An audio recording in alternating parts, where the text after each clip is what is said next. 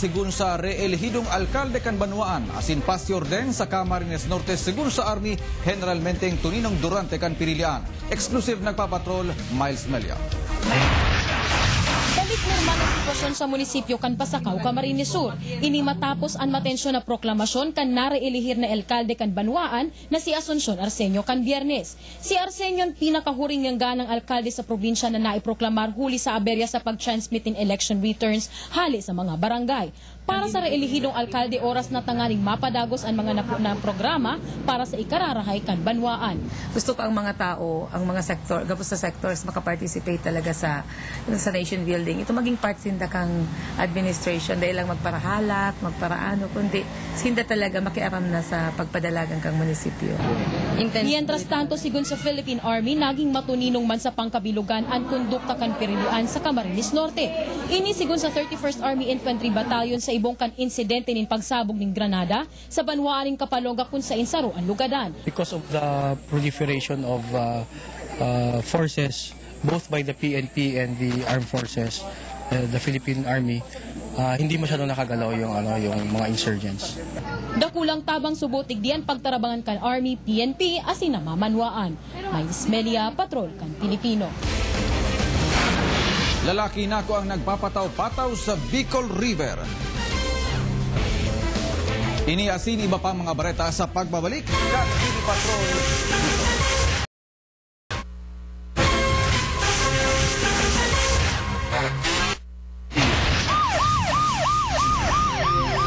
Bangkay nin sarong lalaki na ako ang nagpapataw-pataw sa porsyon kan Bicol River kasubagong aga. Nagpapatrol, Miles Melia. Nagpapangki si Kuya Efren alas 9 kasubagong aga kan mahiling niya na sanaan hawak nin sarong lalaking nagpapataw-pataw sa porsyon na ini kan Bicol River sa San Francisco, syudad ni Naga. Tulos niyang binayaan ng pigigibo asin ipinaabot ini sa otoridad. Nagtataga ko, nailing ko, naglalataw-lataw si Payo. Naabutan pa kan news team antiripon sa gilid salog mantang pigahawas ang bangkay kan lalaki. Nakasulot ini nin blue shirt asin gray shorts asin pigkakarkulong 50 hasta 70 anyos. Sabi kan pulis day panahaloy kan nagadan inihuli tabako paman gatok ang hawak ka ini. May tama sa mata ang lalaki asin nagdudugo pa ang dungo kaya duda kan otoridad may foul play na nangyari. Buot mga kwenda ito, tricycle driver na talagang grabe mag-inom, pero may nailing na nakainom.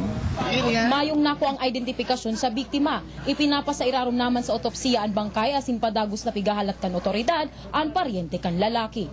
May Ismelia, Patrol kan Pilipino. Snatcher asin estapador sa syudad ni Naga rata sa kamot kan otoridad. Nagpapatrol, Riza Mostar. Nabawi ang Amiralyoso ang kulintas na ini matapos bukudon kan pag-iriban niya ang snatcher na binistong si Daniel Imperial, 26 anyos kan San Roque, Camaligan, Camarines Sur. Sa tabang pakan pulis Naga asin market guard, na corner si Imperial sa Abella, syudad ni Naga, 1:30 kasuugmang hapon. Bakal po ako ning school supply sa sa Cabral. Ngunyan ibalik ko si mga angki ko sa sasakyan. Duman ako, naglalakaw, yan pala sa likod ko. Iyon yung tighablot sa kuya, si yan. Kantidad 25,000 pesos ang alahas. Likay sa kamera ang suspect na naatubang sa kaso ngunyan. Kasabay kan snatcher sa presuhan, ang 38 anyos na si Alfonso Carrascal na nabisto kan otoridad sa laog kan sarong mall sa syudad Kasugma. Oktubre 28 kan uminaging taon, ipinaluwas ang mandamiento de aresto kay Carrascal sa kasong estafa. Nahuli po ng mga kasama ko itong pulis dito sa loob ng SM na naglalakad at medyo nakapang-discuss pa siya para hindi siya makilala. Lampas 1,000 pesos subot ang nagansyo kan suspect sa mga negosyanteng si Zaldeco asin Virgilio Yu. Kolektor nin bayad sa Sun Cellular Electronic Load si Carrascal na day nasubot nagrimit sa mga amo kan kinulektang kwarta. Riza Mostar, Patrol kan Pilipino. Pira sa mababayaan na darakulang proyekto kan paggraduar ng kongresista kan Rinconada sa Camarines Sur, pigaadala na kung ipapadagos kan maasumer ng kongresista na si dating Vice Gobernador Salvio Fortuno. Nagpapatrol, Jonathan Maestrado. Pag-aadalan kan bagong elehidong kongresista kan ika-5 distrito kan Camarines Sur kung idadagos niya ang darakulang proyekto na dain natapos kan pigsalidahang si kongresista Felix Alfelor Jr. Pira sa mga ini, 1 milyong pisong dredging kan danaw nin bato, pagsemento kan Alfelor Highway, asin ang pirming pagbabaha sa Rinconada. papadala ko gabos yan. Tanganing kung talagang dakol na tawan mabilifisyo kan mga proyekto ka sa kuyang predecessor, sana matanda ko pagpadagos yan. Mabulos pa man ang gadsubot ang mga proyekto sa syudad nin Iriga na baluarte kan mga alfilor. Alagad may kondisyon. Daog kaya siya digdi nin maabot 17,000 na boto. May mga leader man ako sa Iriga, igwa kong mga kapitan del barangay na kalinyada na mo, kalinyada mi. So hapotong ko sinda ko na sa inda mga priority projects. Aminado si Fortuno, dipisil ang maging bagito sa tahaw kan ginatos na veteranong kongresista sa mapuon ng 15th Congress. Mga lay na makakarahay subot sa kapobrehan ang susuportaran niya. Alagad day naman muna naglalaom si Fortuno na makakakuha siyang chairmanship sa anuman na komite sa Kongreso. Jonathan Maestrado, Patrol kan Pilipino.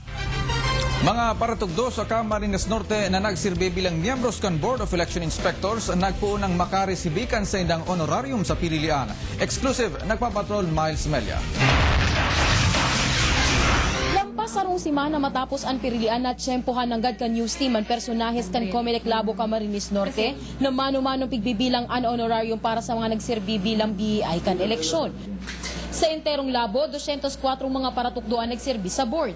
Lambang sa roka ini makakaresibi ng 4,300 na ipaabot ulo sa mga eskwelahan na pwede nang kuan ini. Pumunta sila dito sa aming tanggapan para personal na matanggap yung kanilang kabuuan na bawat isa ay tatanggap ng halagang 4,300. Si Bernie Cana kan Barangay San Francisco ang saro sa mga enot na nagpasirig sa opisina kan Comelec. Ugma siya ta sa madaling panahon, nakuan niya na ang kompensasyon. Siyempre masya kasi yung lahat ng pinaghirapan mo, nakuha mo na rin.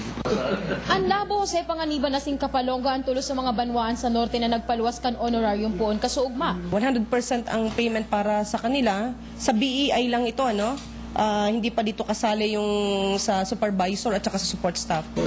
Piglinaw kan Comelec Camarines Norte, suhayan pig-release na fondo sa mga makukuaman kan election supervisors as in support staff. Miles Melia, Patrol kan Pilipino. Sarong Health Care Fair as in bloodletting pigkondusir kan Naval Forces Southern Luzon katakon kan selebrasyon kan sa indang founding anniversary. Nagpapatrol Lynn Niabla. Maski pa nga ang infirmary na nagtataong serbisyong medikal sa mga soldados asin personahes kan Philippine Navy, aminado ang pamayo ka ini na igwapang espesyal na pangangaipo ang mga ini na dai makukua sa infirmary. Bilang kasimbagan digdi, sarong healthcare fair asin bloodletting activity ang pigkondusir sa kampo kan Naval Forces Southern Luzon. Libreng ECG, prostate check-up asin monitoring kan blood sugar ang pig-oopresin digdi. Mga serbisyong dai makukua sa infirmary. Isa sa mga programa ng ating armed forces at ating Navy na siguruhin ang pangkalahatang kalusugan ng ating mga kasundaluhan. Resipiente man kan healthcare fair ang pamilya kan mga personahes kan Navy. Piglalaoman ang 50 sundo 60 donor sa bloodletting activity. Mapapaduman sa lokal na gobyerno kan Albay asin Regional Blood Bank ang makukolektang dugo. O kasama na yung mga beneficiaries, yung ating mga kasundaluhan. Sakaling mangailangan ng dugo, meron na tayong nakapondo doon. Parte ang aktibidad na ini kan selebrasyon kan founding anniversary kan Philippine Navy. Lynn Niabla, Patrol kan Pilipino.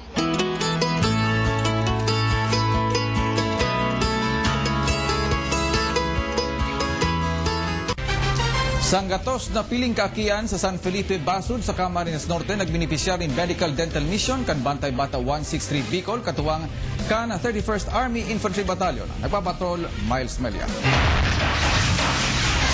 Sa labing tag-init kan panahon, matrayumpong kinundusir sa San Felipe Basud, Camarines Norte ang medical dental mission kan Bantay Bata Bicol 163. Naging katuwang sa aktibidad ang personahes kan 31st Army Infantry Battalion. This is part of the regular program of the 31st IB, which is community service. Papasalamat kami sa 31st Infantry Battalion, sa Bantay Bata.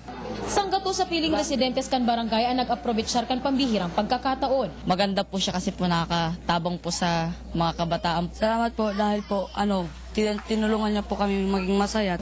Patunay ang aktibidad na puon ngunyan, mas magiging makusog na ang presensya kan Bantay Bata sa Camarines Norte. Tuyong Miyerkules kaya bukas ang opisina kan ABS-CBN Daet tanganing mag-akomodar kan kwalipikadong mga kliyente sa probinsya. Handog ini katakod kan ika-4 ng taon na operasyon kan Bantay Bata sa bilog na rehiyon. In the past years,